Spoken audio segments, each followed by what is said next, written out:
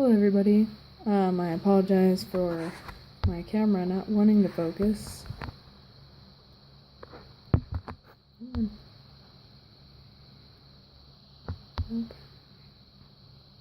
Okay.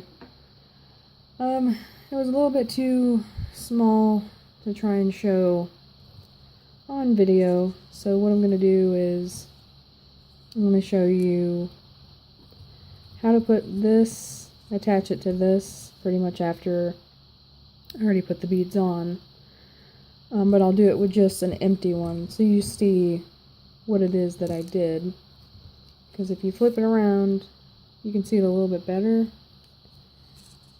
It will lay down for me.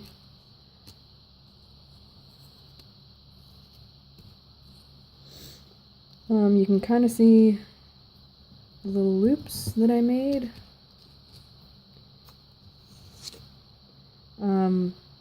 And that's pretty much with this tool, with the taper. But it's a little bit difficult when it comes to smaller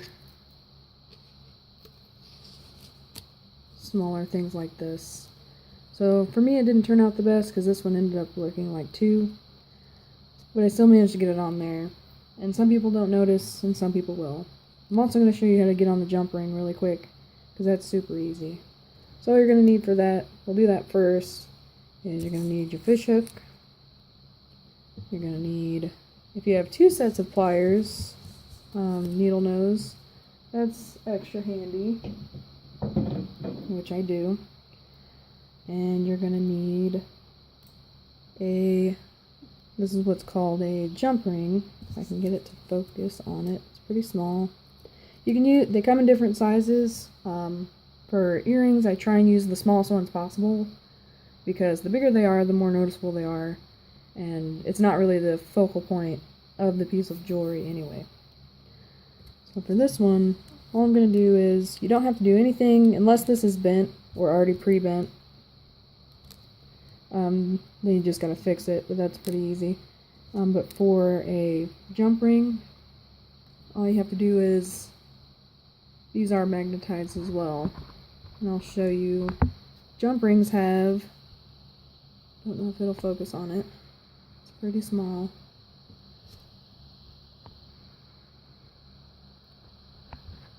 Come on camera, you can do it. There is a tiny split in the jump ring where you can, oh goodness, there you go. Sorry about that, had to focus. But in this one you can see the split in the ring, they're not quite together. And what happens then is you're going to take both of these and you're just going to, one goes to the left, one goes to the right, so it makes a big gap. And on one of, all you're going to do is put your fish hook through one side. Didn't know if you saw it or not. Put your fish hook through one side and take your earring, your completed earring, put it through, push it through the other. I'm sorry that it's not focusing again.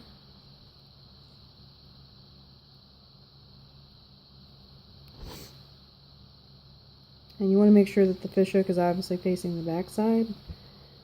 Make sure it's facing the right way. You're just going to grab the jump ring again. Try to make sure that they both don't fall out like that. Okay, it wouldn't focus on anything too, but there's the gap. What you're going to do is you're going to take both of your pliers and you're just going to close it. Just going to pull them back together to where the gap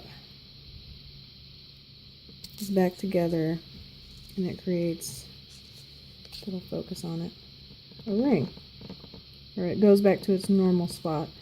Now to seal this, you can either use a little tiny bit of glue to make sure the hook never falls off, or what I usually do is I trust the metal and I just push it down.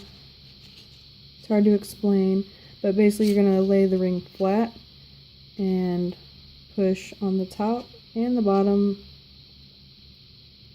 or the spot across from the split, and it usually snaps it into place a little bit better. And then you can just check to make sure that it's completely straight, and there you go.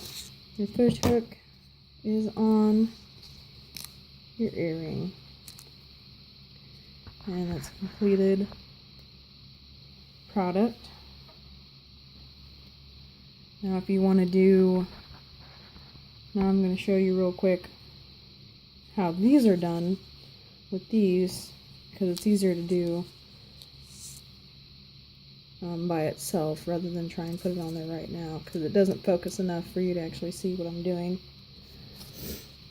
But basically you're just going to take your beads, you're just going to put them on there, and I had to put this small tan one on there first because the brown one just goes right through the end. And then I put on a brown one, and then you can color coordinate however you want. I did, pardon me, I did in the middle there's a bigger red one, and on the sides the big one's not even there, so that's how you can also tell that it's shorter, is by the size of the beads. But this will be the middle one for the next one.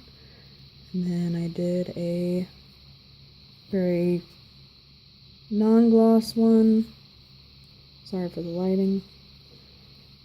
And then I did a glass red small one. And then I did another tan one to finish it for the end.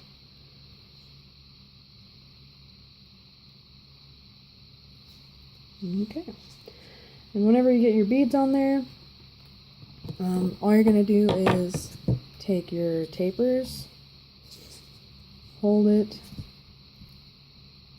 on the end, hold it with your fingers, and you're just going to turn. I recommend a little bit farther away than that, sorry, because you're going to create your own loop. So you just have to be careful, and just going to keep turning. If you need to move down a little bit on it, I suggest that. I actually need to move down a little bit more on mine until you eventually get to something like this. That's actually a little too small, but for demonstration purposes, that's about what I got right now. I'm also trying to keep the lighting good in here. And for this part, once you get to a certain point, you're going to want to take the needle nose, grab the end of the wire, and just pull it past what you just made. So you can end up with something like that. Okay, and basically all you do is cut the excess off, open this just like you would a jump ring, and attach it to the tiny hole right here, and that's it.